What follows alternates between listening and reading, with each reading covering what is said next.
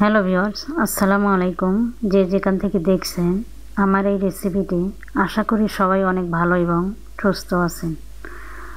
আজকে আমি মিষ্টি কুমড়া দিয়ে নতুন একটি রেসিপি, সকালে গরম ভাতের সাথে, সাদা পোলাওয়ের সাথে আপনারা খেতে পারেন। খেতে খুবই মজার হয়, শেয়ার করব। চলুন দেখে নেওয়া যাক। এখানে আমি কিছু মিষ্টি কুমড়া পাতলা পাতলা করে কেটে পরিষ্কার করে নিয়েছি। এখন কড়াইতে দিয়ে দিচ্ছি, আর দিয়ে দিলাম পরিমাণ মতো পানি। পাতলা পাতলা করে কেটে নেওয়ার ফলে তাড়াতাড়ি সিদ্ধ হয়ে যাবে। এখন ঢেকে দিয়ে সিদ্ধ করে নেব।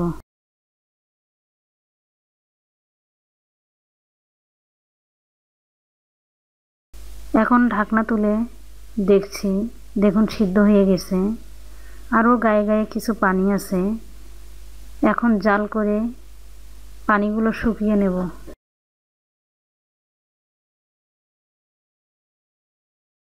আমি মুছে নিয়েছি, আর খোসাগুলো বেছে ফেলে দিতে হবে। আর দিয়ে দিলাম 1 কাপ মুরগির মাংস, সিদ্ধ করে ঝুরি করে নিয়েছি। আর দিয়েছি 2 টেবিল চামচ কাঁচা পেঁয়াজ, কিছু কাঁচামরিচ কুচি,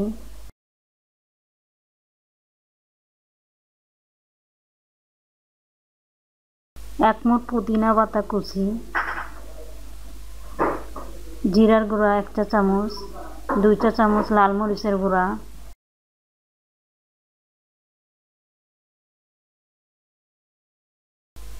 হাফ কাপের কম পেঁয়াজ বেরেস্তা। পেঁয়াজ বেরেস্তা দেওয়ার ফলে সুন্দর একটা ফ্লেভার পাওয়া যাবে। স্বাদ মতো লবণ, অল্প কিছু হলুদের গুঁড়া, গোলমরিচের গুঁড়া দিলাম 1/2 চা চামচ, গরম মশলার গুঁড়া 1 চা চামচ, চিলি ফ্লেক্স 2 চা চামচ। আর দিয়ে দিচ্ছি ব্রেডগ্রাম।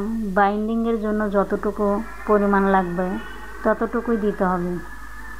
আর 2 চা চামচ সয়া সস, 2 চা চামচ টমেটো সস। এখন হাত দিয়ে ভালোভাবে মেখে নেব। এই মিষ্টি কুমড়ার কাবাবটা খেতে খুবই সুস্বাদু লাগবে। আপনারা চাইলে বাসায় একবার হলেও বানিয়ে খেয়ে দেখবেন, দারুণ লাগবে।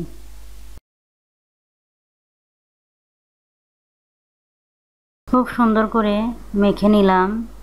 মেখে রেখে দিলে পানি ছেড়ে দিবে, এজন্য আমি এখনই ভেজে নেব। অন্যদিকে চুলায় একটি ফ্রাই প্যান বসিয়ে দিয়েছি, ভালোভাবে গরম করে নিতে হবে। এখন দিয়ে দিচ্ছি পরিমাণ মতো সরিষার তেল।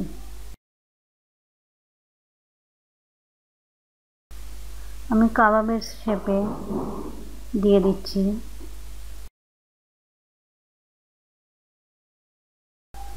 এক পিঠ হয়ে এলে আরেক পিঠ উল্টিয়ে দিতে হবে। এভাবেই করে আমি সবগুলো ভেজে নেব। আমি দুই রকমের শেপে ভেজে নিচ্ছি।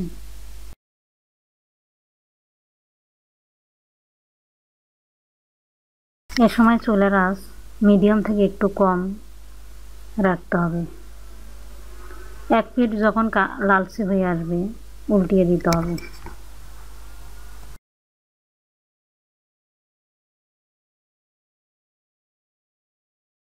দেখুন কত সুন্দর লালচে হয়েছে। এটা দেখতে যেমন অসম্ভব সুন্দর, খেতে আরও বেশি সুস্বাদু হবে। একবার হলেও বাসায় বানিয়ে খেয়ে দেখুন, দারুণ লাগবে।